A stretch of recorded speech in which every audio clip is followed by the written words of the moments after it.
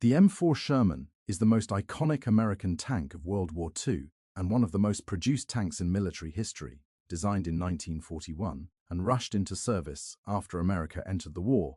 The Sherman became the backbone of U.S. armored forces across Europe, North Africa, and the Pacific. At its core, the Sherman was built for reliability, mass production, and ease of maintenance. While it wasn't the most heavily armored or the most powerful tank on the battlefield, it excelled in something far more important: availability. American factories produced over 49,000 Shermans, allowing U.S. forces to replace losses faster than any enemy could. The early Shermans were armed with a 75mm M3 gun, capable of firing high-explosive shells effective against infantry, bunkers, and light armor. Later variants upgraded to a 76mm gun, improving armor-piercing capability against German Panthers and Tigers. Some versions even mounted a 105mm howitzer, transforming the tank into a mobile artillery platform. Armor thickness ranged from 38mm to 75mm, sloped to improve protection. However, early Shermans earned a dangerous reputation due to gasoline engines that could ignite when penetrated, leading to the grim nickname Ronson. Later improvements included wet ammunition storage, drastically reducing fire risk. Powered by various engines, including radial aircraft engines and Ford V8s, the Sherman had a top speed of around 30 miles per hour, excellent for its time. Its mechanical reliability allowed it to operate continuously in harsh environments, where enemy tanks often broke down. The Sherman fought in every major theater of World War II and remained in service long after the war, fighting in Korea, the Middle East, and even into the 1970s with Allied nations. More than a tank, the M4 Sherman symbolized America's industrial might and its ability to wage total war. The M26 Pershing was America's first true heavy tank, developed late in World War II as a direct response to Germany's Panther and Tiger tanks. By 1944, it was clear that the Sherman was outmatched in tank-on-tank combat, and the U.S. Army urgently needed heavier firepower and armor. Armed with a powerful 90mm M3 gun, the Pershing could penetrate German heavy armor at long ranges. This marked a major leap forward for American tank design, finally giving U.S. crews the ability to engage enemy tanks on equal footing. The Pershing featured thicker frontal armor, reaching up to 102mm, and improved sloping for better ballistic protection. Unlike earlier tanks, it used a torsion bar suspension, offering smoother movement and improved firing accuracy while on the move. Despite its weight, over 46 tons, the Pershing maintained respectable mobility, powered by a Ford GAF V8 engine. However, mechanical issues and rush deployment limited its impact in World War II. Only a small number saw combat in Europe during the final months of the war. Where the Pershing truly proved itself was during the Korean War.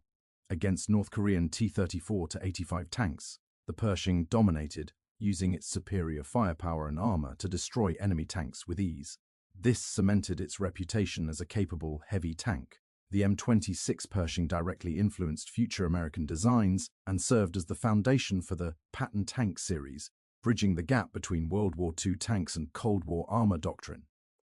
The M48 Patton represents America's transition into the Cold War era, built for a world where armored warfare meant facing the Soviet Union. Introduced in the early 1950s, the M48 corrected many flaws of earlier designs and became one of the most widely used American tanks of its time. Its primary weapon was a 90mm gun, later upgraded to a 105mm cannon in modernized variants. This allowed the Patton to engage both enemy armor and fortified positions with lethal efficiency. One of the M48's defining features was its rounded cast turret, designed to deflect incoming shells more effectively than flat armor. Combined with thicker armor overall, the tank offered significantly improved crew survivability. Powered by a gasoline engine in early versions, and later diesel, the M48 had a combat weight of around 49 tons and could reach speeds of 30 miles per hour. While fuel-hungry, it delivered solid battlefield performance. The M48 saw extensive combat during the Vietnam War, where it proved highly effective in jungle warfare, infantry support, and base defense. It was also exported to dozens of Allied nations, serving across Europe, the Middle East, and Asia. The Patton series laid the groundwork for modern American tanks and directly influenced the design philosophy that would eventually produce the M1 Abrams. The M60 Patton, was America's primary battle tank during the height of the Cold War and became the armored backbone of NATO forces for more than 2 decades. Introduced in 1959, the M60 was not just an upgrade, it was a complete refinement of the Patton lineage. The most significant improvement came in firepower. The M60 was armed with the legendary 105mm M68 rifled gun, one of the most effective tank cannons of the Cold War. This weapon could destroy Soviet T-54 and T-62 tanks at long range with devastating accuracy. Armor protection was improved using well-sloped steel armor, offering strong frontal defense while keeping weight manageable at around 50 tons. Unlike earlier gasoline-powered Pattons, the M60 used a diesel engine, increasing range, reliability, and survivability. One of the M60's greatest strengths was its advanced fire control system, including optical rangefinders and later laser systems. This allowed American crews to engage targets accurately at long distances, often before the enemy could even respond. The M60 served across Europe, the Middle East, and Asia. It fought in conflicts such as the Yom Kippur War, Iran-Iraq War, and Operation Desert Storm, proving its adaptability in both conventional and desert warfare. Even today, upgraded variants of the M60 remain in service with allied nations, a testament to its rugged design and battlefield longevity. The M1 Abrams changed armored warfare forever. Introduced in 1980, it marked a radical departure from previous American tank designs and instantly became one of the most feared tanks on Earth. At its core, the Abrams was built for speed, survivability, and lethality. Armed initially with a 105mm gun, the early M1 already outclassed most enemy armor, but its true revolution came with composite chobham armor, incorporating advanced ceramics and classified materials that dramatically increased protection. Unlike diesel-powered tanks, the Abrams uses a gas turbine engine, producing 1,500 horsepower. This gives the tank incredible acceleration and a top speed exceeding 42 miles per hour, allowing it to dominate maneuver warfare. Crew survivability was a top priority. Ammunition was stored in armored compartments with blowout panels, ensuring that if the ammo detonated, the explosion would vent away from the crew. The Abrams proved itself during Operation Desert Storm, where it destroyed Iraqi tanks at extreme ranges while suffering minimal losses. Many enemy crews never even saw the Abrams before being eliminated. The M1 Abrams became the gold standard for modern main battle tanks and reshaped global armored doctrine. The M101 Abrams took everything great about the original Abrams and turned it into a battlefield monster. Introduced in the mid-1980s, the M101 featured one game-changing upgrade, its main gun. Replacing the 105mm cannon was the devastating 120mm M256 smoothbore gun, derived from German technology. This weapon could fire advanced armor-piercing rounds, capable of defeating the heaviest Soviet tanks ever built. Armor protection was further enhanced with depleted uranium composite armor, making the Abrams nearly invulnerable to most enemy weapons from the front. Combined with thermal imaging systems, the M1A1 could fight effectively day or night, in dust, smoke, or sandstorms. During the Gulf War, M1A1 Abrams tanks destroyed hundreds of Iraqi armored vehicles with 0 confirmed losses to enemy fire. Engagements often occurred at ranges beyond 3 kilometers, far outside the effective range of opposing tanks.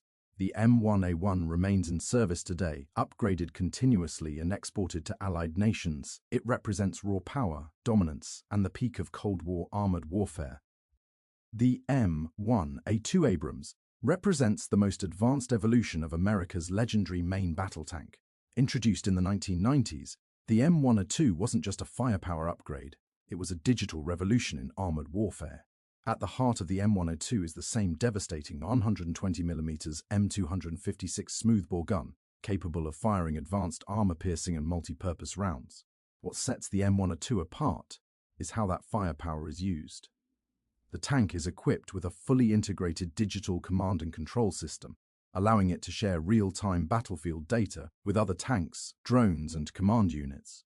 The commander gains an independent thermal viewer, enabling hunter-killer capability. While the gunner engages one target, the commander can identify the next. This dramatically increases kill speed and battlefield dominance.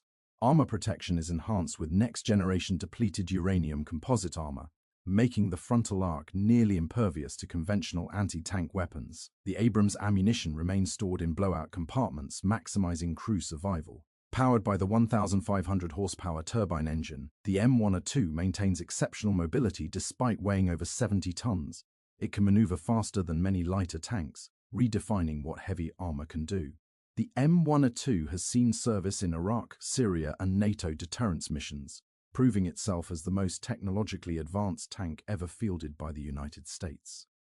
While not a traditional tank, the M3 Bradley cavalry fighting vehicle plays a crucial role in America's armored doctrine. Designed to scout ahead of tank formations, the M3 Bradley is both a hunter and a killer. Armed with a 25mm Bushmaster chain gun, the Bradley can shred infantry, light vehicles, and even aircraft at close range. More importantly, it carries TOW anti-tank missiles, capable of destroying main battle tanks from long distances. The Bradley's aluminum armor, reinforced with steel and reactive panels, provides protection against small arms, artillery fragments, and light anti-armor weapons. Its mobility allows it to keep pace with Abrams tanks in high-speed maneuvers. During the Gulf War, Bradleys destroyed more enemy armored vehicles than some tank units, using TOW missiles to eliminate Iraqi tanks from beyond visual range. The M3 Bradley has continued to evolve with improved armor, electronics, and survivability upgrades, proving that modern armored warfare isn't just about tanks, it's about combined arms dominance. The M10 Booker represents America's return to the concept of a light tank, designed for rapid deployment and infantry support. Developed in the 2020s, the Booker fills a critical gap between heavy Abrams tanks and lightly armored vehicles. Armed with a 105mm cannon, the M10 Booker delivers serious firepower while remaining far more deployable than a main battle tank. It is specifically designed to support infantry units in urban and complex terrain. Unlike the Abrams, the Booker prioritizes strategic mobility. It can be transported by aircraft and deployed rapidly to crisis zones where heavy armor would arrive too late. Advanced sensors, modern fire control, and modular armor packages allow the Booker to adapt to different mission profiles. While not intended to fight enemy main battle tanks head-on, it excels at destroying bunkers, light armor, and fortified positions. The M10 Booker marks a shift in American armored thinking, acknowledging that future wars require speed, flexibility, and precision, not just brute force. The M24 Chaffee was America's most successful light tank of World War II, designed to replace the outdated M5 Stuart. Introduced in late 1944, the Chaffee combines speed, firepower, and reliability into a compact armored package. Unlike earlier light tanks, the M24 was armed with a 75mm gun, the same caliber used by early Sherman tanks. This allowed it to engage enemy infantry, anti-tank guns, and even medium tanks under the right conditions. For a light tank, this was a revolutionary leap in firepower. The Chaffee's armor was relatively thin, ranging from 13mm to 38mm, but its real defense was mobility. Powered by twin Cadillac 5.8 engines, it could reach speeds of 35 miles per hour, allowing it to scout ahead, flank enemy positions, and disengage quickly. The tank featured excellent crew ergonomics and mechanical reliability, making it popular with its crews. It saw combat in the final months of World War II and later served extensively in the Korean War, where it was initially outmatched by heavier enemy tanks but remained effective in reconnaissance and support roles. The M24 Chaffee influenced post-war light tank design and remained in service with Allied nations for decades. The M41 Walker Bulldog was developed during the early Cold War as a fast, hard-hitting reconnaissance tank. Named after General Walton Walker, it reflected a shift in doctrine. Light tanks needed to fight for information, not just observe. Armed with a 76mm high-velocity gun, the M41 could defeat light and medium armored vehicles while providing strong fire support for infantry. Its gun stabilization and optics were advanced for its era, allowing accurate fire on the move. The Bulldog was powered by a gasoline engine that gave it impressive speed, exceeding 45 miles per hour, making it one of the fastest tracked armored vehicles of its time. However, this speed came at the cost of high fuel consumption.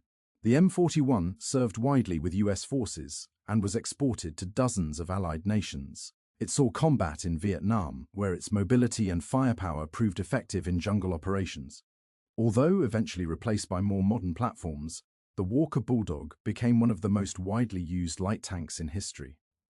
The M551 Sheridan was one of the most unconventional tanks ever fielded by the United States. Designed for airborne and rapid deployment, the Sheridan prioritized weight reduction over traditional armor protection. Armed with a unique 152mm gun launcher, the Sheridan could fire both conventional shells and Shillelagh anti-tank guided missiles. On paper, this gave it incredible firepower, but in practice, the system proved complex and unreliable. The Sheridan's aluminum armor made it lightweight enough to be airdropped, a first for an American armored vehicle.